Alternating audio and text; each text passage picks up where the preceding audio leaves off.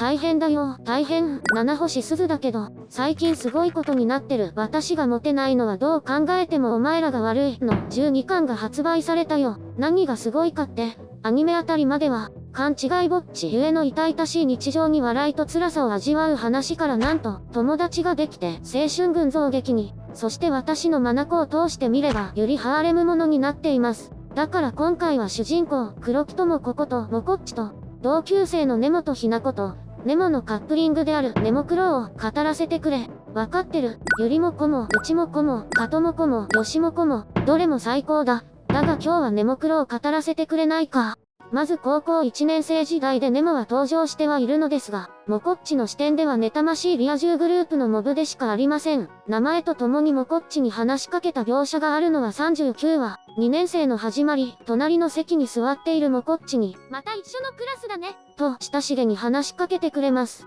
私の名前、わからないという問いにも、ね、根本さんと正解します。かろうじてガンダム登場機体のネモで覚えていたからです。その上、モコッチの1年生時代での凝った自己紹介も理解してくれていたのです。気づいていてくれた人がここにいた。リア充にも天使がいるとモコッチは知ります。しかしこれを覚えていてください。逆にネモがモコッチを見ていたのには理由があるのです。この後の2年生の自己紹介の話は見てて死にたくなるので飛ばして、ここからのネモは積極的にモコッチに挨拶をしてくれる。さらにはリップクリームを貸してくれるなどの壁のなさを見せつけます。当時ぼっちをこじらせてたモコッチは原作で有利的な意味で好きになりかけるのですが、ここら辺のエピソードを後に思い出すとなかなか旨味があります。ターニングポイントは64話、修学旅行編から、クラスの余り者たちと班を組んだことから、なんだかんだで交友関係が一気に広がります。今回最初に話したユリハーレムの片鱗です。ですがこれ自体はネモクロに直接的な影響はありません。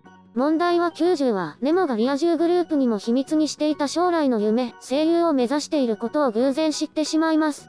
そこからの97は、たまたまリア充グループと学食で一緒になった時、モコッチの振ったアニメの話題から、声優を目指してる人物のことが話題になってしまいます。それを秘密にしたくて焦るネモ、責任を感じたモコッチは自分が声優を目指していると嘘をつき、ネモをかばいます。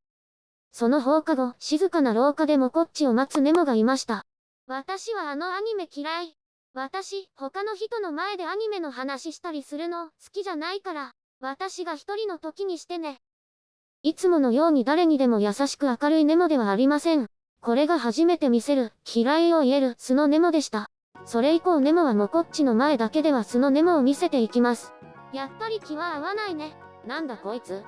話は変わり、110話に高校受験の回想が入ります。唯一の友達が落ちそうなテストだったので、今のうちに受かりそうな人と友達になろうと、隣の席の黒髪の子に恥ずかしいテンションで話しかけます。テストできた？はい。まあそれなりに。やったね。拳合わせて拳。私黒木だから覚えといて。私はねも。とここで自己紹介を聞く前にもこっちはまた別の隣の子に話しかけてしまいます。話は切り替わり117話、ネモがクラスで得意なモノマネを披露していました。いやー、黒木さんのモノマネしたらウケたよ。というので本人の前でもう一度披露することに、そこでしたモノマネは、やったね。他の人に伝わらず笑って済まされますが、一人動揺するモコッチ。こいつ、なんで中学の私を？受験の時の子は高校デビューする前のネモだったのです。ネモは私黒木だから覚えといてという何気ないやりとりをずっと覚えていたのです。モコッチにいつも優しかったのもこの話があったからなのかもしれません。ちなみにネモはモコッチがこれを覚えてないことには若干ふてくされてるようです。122は高校3年生になった2人はまたも同じクラスに、新しいクラスに対して自己紹介をそれぞれ行います。自己紹介では毎回滑っていたモコッチは、普通に自己紹介をしようとするがネモが挑発。黒木さんも普通の子になったんだね。心の中でモコッチの感情が爆発します。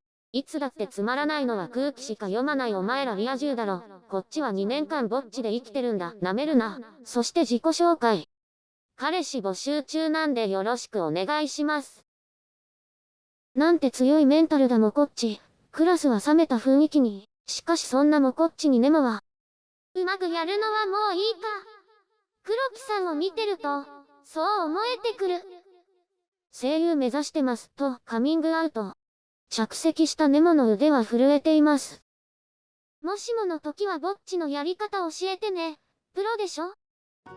ここ、色づいた桜の花びらがもだえるような伏線になってるので、単行本でチェックしてみてください。こうして3年生が始まり、さらなる衝撃の遠足編へ続きます。って12巻ここで終わりじゃないか。13巻の発売日はいつ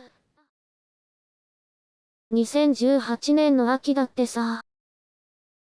単行本派の人、許してくれ。ちょっとうろ覚えだけどここからはネタバレをする。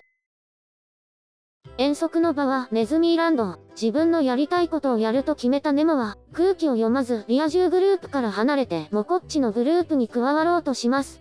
黒木さんはもちろん OK だから聞かなくていいよね。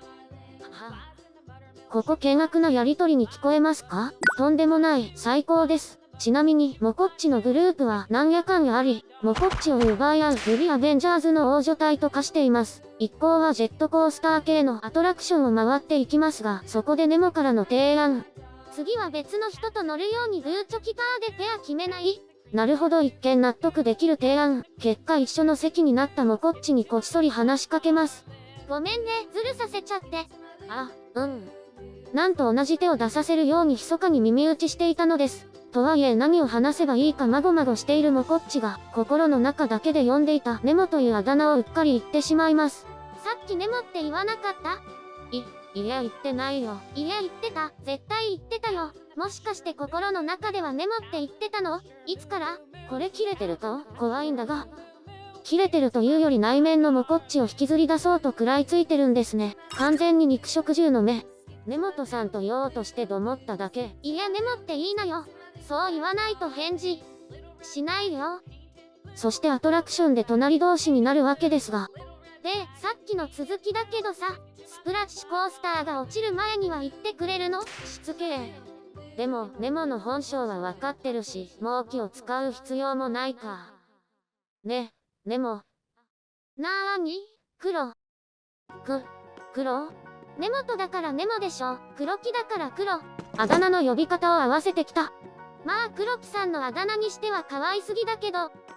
うるせえよ。やっぱりそっちが本物？スノ黒？ようやく会えたって感じかな。ここを説明したかったがために今までの解説がある。ようやく会えた。高校受験で出会った、やったねのモコッチと2年越しに出会うことができたのです。そして落下するスプラッシュコースターを映したカメラには最高のネモの笑顔がありました。以上、わたもてが大変になってる理由の1点の解説が終わりました。これで1点、他のカップリングも最高だからね。もう連打食らった柳流子みたいなリアクションになるよ。いやー、すべて吐き出して少し冷静になったんだけど、深夜にパペットマペットやってるのどうかと思うよ。こんな私だけど仲良くしてくれ。